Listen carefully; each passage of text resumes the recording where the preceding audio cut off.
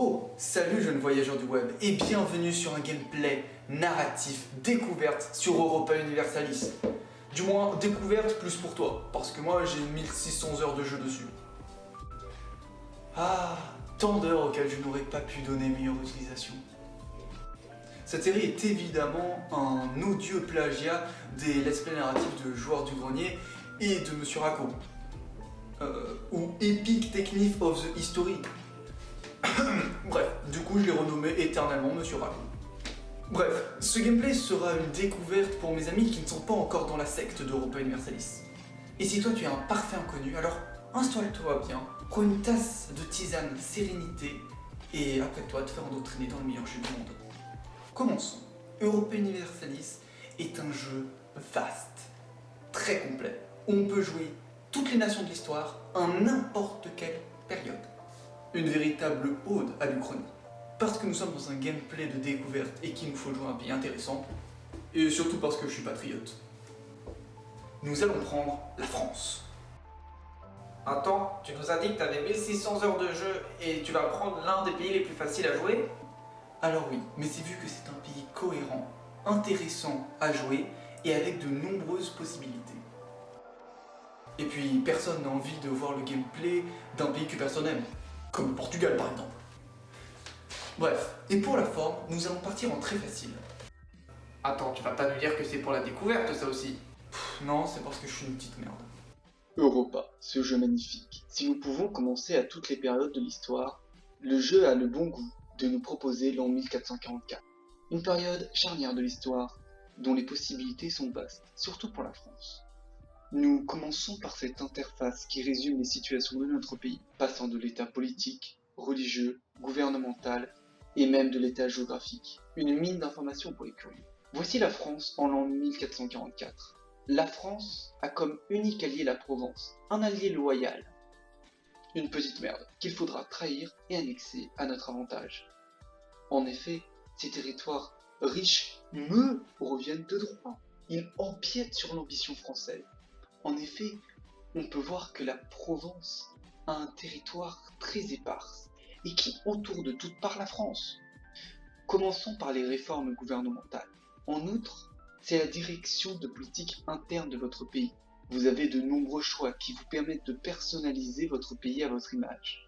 Cela va de l'assimilation des cultures étrangères à l'innovation en passant par l'organisation du pouvoir.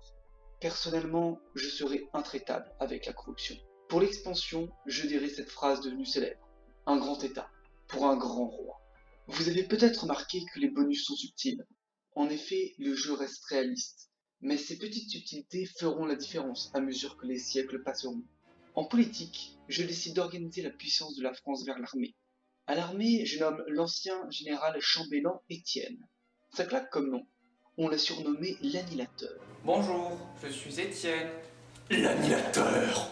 Pour la diplomatie, je choisis une femme. Non, mais il n'y a pas de raison. Je suis avant tout un roi en avance sur mon temps, puis je la paye 15% moins cher pour les mêmes compétences. Bref, je choisis d'ériger comme rivale la Bourgogne, mais surtout l'Angleterre.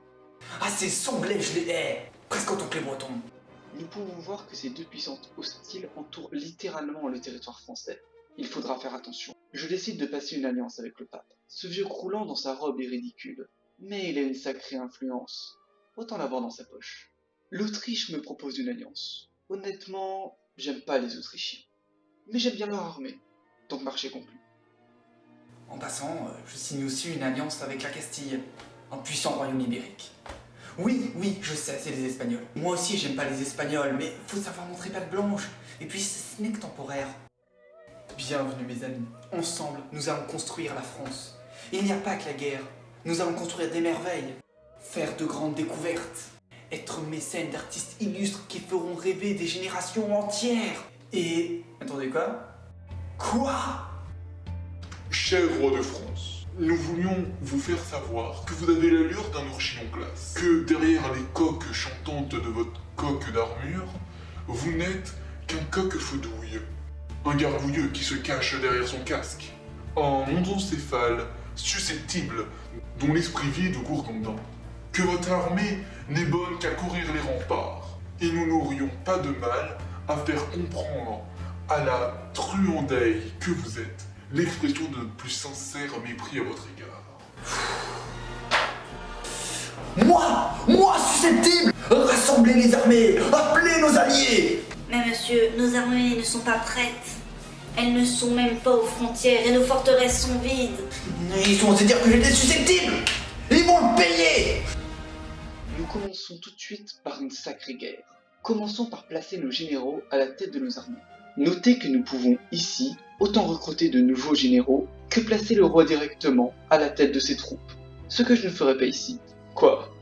Moi lâche, mais imaginez si je meurs. Ce serait grave. On part en guerre. Susceptible. Je vais les défoncer. Je vais brûler leurs femmes et raser leurs églises. Oh c'est bon, hein, le pape est avec moi, c'est rien que des hérétiques. Bon, on peut voir que pendant que mon armée pille la Bourgogne, nos alliés lorrains se font défoncer. Oui, je pourrais les aider, mais personne n'aime les Lorrains. D'ailleurs, grâce à ces nombreux pillages, on gagne de la moula et on n'est plus dans le rouge. Mais j'ai un plan. Je laisse nos alliés montrer leur courage en payant le prix du sang, et moi je me régale avec les pillages. Waouh, c'est quoi ça? L'Aragon donne de l'argent aux Sarrasins. Écoutez, je suis allé voir Mister Rob là, oui le pape. Et on est bien d'accord, va falloir les défoncer ces Aragons qui filent de la thune chrétienne à des hérétiques. D'ailleurs, à peine le temps de revenir de Rome que Dijon a été prise, la capitale est tombée. J'en profite pour mettre à sac la trésorerie du duché de Bourgogne. Waouh, une crise politique. Soi-disant que je suis trop cruel, je les ferai brûler ces mauvaises langues. Tiens, profitons pour aller voir les ordres. Ils pullulent dans mon pays, gagnant de l'argent, mon argent. Ces bourgeois décadents, ces nobles puants, ce clergé purulent, ils volent mon argent. Je m'en occuperai un jour, c'est sûr. Le 1er janvier, la donne change. En effet, l'ennemi m'attaque par le sud. Le Dauphiné est envahi. Quelle horreur! Ça faisait des mois qu'il ravageait la Provence et les territoires papaux. Ça, c'était pas grave, mais alors s'en prendre à mes possessions, ça c'est insupportable. J'envoie immédiatement l'armée. L'ennemi fuit en Italie. J'envoie un détachement le poursuivre. L'expédition avance difficilement en Italie et est accueillie par le gros de l'armée ennemie. Plus de 35 000 hommes. La France tente bien d'harceler les positions ennemies, mais face à un mouvement qui menace l'annihilation de son armée, le général décide de sonner le repli. Alors que moi, je voulais qu'ils se battent bravement, jusqu'à la mort s'il le faut. Pendant ce temps, les territoires ennemis, défendus plus que par des femmes apeurées et des enfants manades, tombent les uns après les autres, à mon plus grand profit. Un an plus tard, la France envoie des armées lourdement équipées pour reconquérir l'Italie. Elle tombe devant le reste des forces bourguignonnes. À Urbino, la bataille est un carnage et les Français massacrent leurs ennemis sans répit et ne feront pas de prisonniers. Pour cette bonne action, l'Église décide de nous sanctifier. J'appelle ça la politique. La victoire était proche quand tout d'un coup, Les Anglais, ces sacrés chieurs. Les Anglais nous déclarent la guerre pour une histoire de sécession du Maine. la guerre commence mal. Le pape, cette mauviette en robe de chambre, décide de ne pas nous suivre. Nous ne pourrons compter sur les armées pontificales. Cependant, une bonne nouvelle arrive. Nous avons fini la conquête de la Bourgogne. Elle ne peut plus que s'agenouiller devant moi. La Bourgogne, je lui ai piqué de la thune, et je l'ai humilié aussi. Le roi doit me donner pour une nuit sa femme, sa fille, dont je suis 10 ans son aîné, j'ai 19 ans, sa mère et son slip. Et c'est lui qui m'a insulté à la base. Je ne faisais que me défendre. Il est temps de passer aux Anglais. D'abord, je vais piller la Gascogne, ça leur apprendra de m'attaquer, moi, leur fidèle ennemi. Le souci, c'est que notre flotte pue. Genre, elle est incapable de rivaliser avec les Anglais. La flotte française tente une expédition pour voir la température. Mais elle tombe directement sur la flotte anglaise surboostée qui la goume. La France retente l'expérience et surprend une flottille de commerce britannique. Face à 8 frêles embarcations anglaises, la France aligne 22 bâtiments de combat. Enfin, l'Angleterre comprendra. On s'est fait éclater.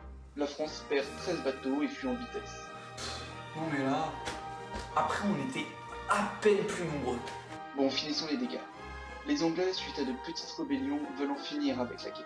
Ils acceptent même de nous donner de la thune. Et puis, je décidais qu'on garderait la Gascogne. Certes, c'est des traîtres, mais c'est riche là-bas. Or, l'argent, c'est important. La guerre est finie. La France est enfin en paix. Attendez, il y a des Bretons à côté. Ça vous dit on les défonce? Cependant, surpris de ce comportement belliqueux, une coalition irlandaise rejoint la Bretagne. Pire encore, le puissant duché de Savoie rejoint la guerre. Cependant, par habile manœuvre, la France réussit à faire entrer l'Autriche en guerre contre la Savoie. Encerclée, elle ne tarde pas à être submergée. La France l'occupe sans résistance. L'armée bretonne affronte les Français à Nantes et est défaite. La guerre s'achève et la France récupère de nombreuses richesses, et même Nantes, en mémoire de sa victoire outrageusement facile. Vous jouez en très facile aussi, monsieur. Il est temps maintenant de revenir à des intrigues amoureuses. Je viens d'apprendre que mon épouse avait un amant, un certain Alphonse de Chambrol. D'ailleurs, celui-ci, en apprenant que j'avais le vent de cela, s'est enfui. J'ai plusieurs solutions. Je pourrais aller tordre le cou de ce fiefé galopin et le brûler en place publique. Répudier la reine. En plus, le pape est mon ami. Ce ne sera pas dur. Oui, l'adultère est très mal vu. Mais je vais plutôt aller retrouver cet Alphonse et le payer pour qu'il reste à la cour. Non mais si lui peut la satisfaire... Oh c'est bon, moi je suis marié à la France, et puis comme ça, j'ai plus à m'en occuper. On peut pas être bon partout. En plus, j'ai d'autres chats à fouetter. Par chat, j'entends ces traîtres d'Aragon. Les ribérées commencent. Elle durera 3 ans. L'Aragon, Naples et le Portugal vont s'opposer à la Castille et à la France, dans des conflits incessants. Après des victoires à Barcelone et Valence, l'armée ennemie est mise en déroute et s'enfuit au Portugal. Pendant mes longues campagnes en Espagne, la reine semble avoir pris ses aises. Elle a décidé de prendre de plus en plus de place dans la vie de la cour. Elle aide les malades, distribue de l'argent aux pauvres, en désespéré mes trésoriers. Elle lance même l'idée d'une ouverture des responsabilités aux consorts, en un mot, aux femmes. Franchement, mes conseillers me disent de venir la remettre à sa place. Bon, mais elle fait rien de mal. Elle gère le pays à ma place, me laissant tranquille dans mes guerres, ne m'envoyant même pas des lettres du type Oulala, mon roi, vous me manquez. non, elle passe les temps dans les bras d'un autre, elle me lâche la grappe. J'ai rien lui reproché, qu'elle fasse sa vie. En 1455, l'armée française se réorganise. Il est temps de s'occuper du Portugal. L'armée française est moderne et entraînée face à un ennemi apeuré. Ça va être du gâteau. Les Français attaquent les Portugais à Luego, mais ceux-ci s'enfuient. Ils se regroupent au sud et foncent sur Gibraltar. Au même moment, Naples débarque à Marseille.